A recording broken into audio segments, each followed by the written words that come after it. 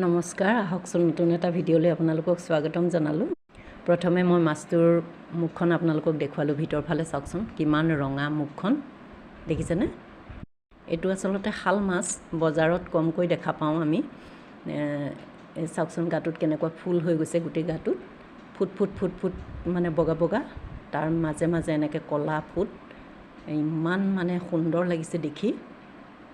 চাওকচোন মাছটো মানে ইমান বল আছে নহয়, একদম মানে এচাৰ মাৰি মানুহ চানুহ একদম লুটিয়াই দিব যেন লাগে, ইমান বল থকা। এই গোটেই গাটো ৰঙা ৰঙা ৰঙা ৰঙা একদম। মাছটোৰ এনেকৈ বেক চাইডটো যেন ফুটি পেলাই তেজ ওলাই যাব, এনেকুৱা মানে ৰঙা একদম গোটেই মাছটো। এইকাৰণে চাগে আমাৰ যিসকল বয়সস্থ মানুহ তেওঁলোকে এই মাছটো খাবলৈ বেয়া পায়। খুব তেজাল মাছ আৰু খুব গৰম মাছ বুলি কয় এইটো। এয়া চাওকচোন কেনেকুৱা একদম মানে ফুল গজি গোটেই মাছটো ৰঙা ৰঙা হৈ গৈছে। মানে ফিচালৈকে তাৰ ফুট ফুট ফুট ফুট হৈ পেলাই ফুলটো মানে ফিচালৈকে ফুল হৈ গ'ল। এয়া দেখিছেনে, এই ল'ৰাজনে দাঙি দিব বিচাৰিছে কিন্তু বাৰে বাৰে হাতৰ পৰা সুলকি পৰিছে। ইমান জোৰ আছে মানে মাছটোৰ। এইয়া একদম মানে বহুত সাৱধানে কৰোঁতেহে দাঙিব পাৰিছে, এনে বাৰে বাৰে হাতৰ পৰা সুলকি পৰিছে। এইয়া ফুলবিলাক প্ৰথম দেখিলোঁ জীৱনত দেই এনেকুৱা মাছ, ফুল গজা মাছ। মুখখন চাওকচোন, মুখখন কিমান ৰঙা, একদম সেন্দুৰ যেন সানি থৈ দিছে মুখখনৰ ভিতৰটো। এনেকুৱা ৰঙা, একদম তেজাল ৰঙা। এতিয়া মাছটো বজাৰত নি কাটি লৈ আহিলেগৈ, এনেকুৱা সৰু সৰু পিচ কৰিছে। এই মাছটো বোলে সৰু সৰু পিচ কৰিয়ে খায়, গতিকে এইটো টুকুৰা এনেকুৱা কৰিছে। এতিয়া গেছত ভাজিবলৈ থিয় হৈ বহুত সময় ভাজিব লাগিব, গতিকে ওপৰৰ ছাদত এটা আমাৰ চৌকা আছে, তালৈ আমি এতিয়া যাওঁ ব'লক। এয়া আমাৰ এইখিনিতে জুই ধৰিছে, একদম এটা টিঙত তেনেকৈ চৌকা বনাই থৈছে, তাতে একুৰা জুই ধৰি লৈছে। ইয়াতে এটা মাছখিনি ভাজিম আৰু। এইটো চৌকা বনাই লৈছোঁ, বেছিকৈ মাছ আনিলে ইয়াতে বনাওঁ, ইয়াতে ভাজোঁ, তেতিয়া মানে পাকঘৰখনো লেতেৰা নহয় আৰু মানে বহি পেলাই ভাজিবলৈ ভাল। গেছত থিয় হৈ ভাজিব লাগে, গতিকে আমি এইটো ব্যৱস্থা ৰাখি লৈছোঁ ইয়াতে। আৰু বেছি মাছ হ'লে এনেকৈ ওপৰৰ ছাদত ৰাতি লাইট জ্বলাই লওঁ, লৈ আৰু বহি বহি ভাজি থাকোঁ আৰু। ইয়াত তেল গৰম হৈছেই। তেল সাধাৰণতে খুব বেছি ধোঁৱা উলিয়ালে থাকিব নালাগে, তেতিয়া তেলৰ নিউট্ৰিশ্যনটো খতম হৈ যায়, গতিকে জোখমতে গৰম হওঁতে দি দিব লাগে। এয়া আমি মাছ দি দিলোঁ। এয়া অকণ অকণ গৰম পৰিছে যদিও বতাহো মাৰি আছে, ভাল লাগিছে, খুবেই ভাল লাগিছে পৰিৱেশটো। মানে জুইকুৰাৰ এটা তাপো আছে আৰু বাহিৰত অলপ ঠাণ্ডা ঠাণ্ডা বতাহ এটাও মাৰি আছে। খুবেই ভাল লাগিছে মাছখিনি ফ্ৰাই কৰি। ইফালে কেৰাহীটো হ'ল লোহাৰৰ কেৰাহী আৰু পুৰণা কেৰাহী, গতিকে কাম কৰি মানে খুবেই ভাল লাগে, লাগি নধৰে আৰু মাছখিনিও খুব ভালদৰে ফ্ৰাই হয়। খৰিখিনি ভাল, জুইকুৰাও বৰ ধুনীয়াকৈ উঠিছে, গতিকে মাছখিনি মানে ধুনীয়াকৈ ফ্ৰাই হৈ আছে আৰু। এফালে মাছ ফ্ৰাই কৰাৰ ওচৰতে আকৌ আমাৰ এই টিকলাটোৱে বিৰিংগুটি টেমাটো মোকোলাই ল'লেই।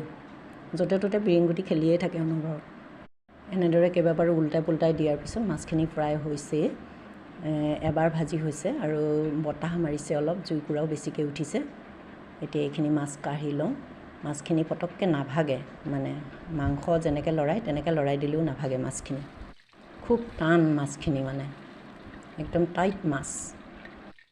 মাছো যথেষ্টখিনি, গতিকে এনেদৰে কেইবাবাৰো দি ভাজিব লগা হৈছে কেৰাহীত। এইবাৰো হৈছে এইখিনি মাছ, কাঢ়ি লৈছোঁ। মাছো যথেষ্ট, গতিকে মাছখিনি ফ্ৰাই কৰোঁতে বহু সময় লাগিলে, গতিকে আজি আৰু তৰকাৰী বনাই আপোনালোকক দেখুৱাবৰ কাৰণে সময় নহ'ব, গতিকে মাছখিনি ফ্ৰাই কৰিয়ে আজি দেখাম আৰু। এয়া মোৰ মাছ ভাজি হৈছে আৰু।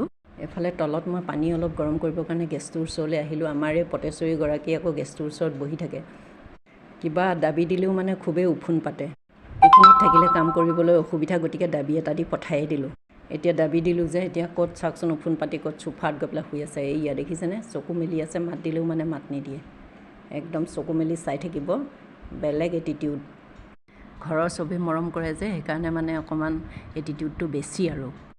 টোপনিও যোৱা নাই, চকু মেলি আছে, কিন্তু মানে খং দেখুৱাইছে আৰু এনেকৈ শুই থাকি। বেয়া পাইছে আৰু মই দাবী দিলোঁ যে। গেছ টেবুলৰ ওচৰত থাকিলে কাম কৰিবলৈও অসুবিধা, দাবীটো দিবই লাগিব। এতিয়া মোৰ মাছখিনি ফ্ৰাই কৰা প্ৰায় শেষেই হৈছেহি। আপোনালোকে যিসকলে ভিডিঅ'টো চাই আছে, তেওঁলোকে যদি কোনোবাই ছাবস্ক্ৰাইব কৰা নাই, লাইক কৰা নাই, তেন্তে আপোনালোকে ছাবস্ক্ৰাইব, লাইক আৰু কমেণ্ট কৰিবলৈ নাপাহৰিব। আজি ভিডিঅ'টো এই মাছৰ ফ্ৰাই কৰাতে মই শেষ কৰিম বুলি ভাবিছোঁ। এতিয়া এইখিনি মাছ হ'ল ফ্ৰাই কৰি, এইখিনি হৈ গ'ল মাছ। মাছটো খুব টান মাছ, গতিকে ইয়াক মছলা বা টেঙা যিকোনো তৰকাৰী খাই ভাল লাগিব। বিশেষকৈ মছলা তৰকাৰী খাই বৰ বেছি ভাল লাগিব নেকি, এনেকুৱা অনুমান হয়। আজি ফুল থকা মাছ আৰু মাছৰ ফ্ৰাই কৰা ভিডিঅ'টো কেনেকুৱা পালে আপোনালোকে কিন্তু কমেণ্ট কৰিবলৈ নাপাহৰিব। আৰু আজি ভিডিঅ'টো ইমানতে শেষ কৰিলোঁ। আপোনালোক সকলো যেন ভালে থাকে তাৰে কামনা কৰি আজিলৈ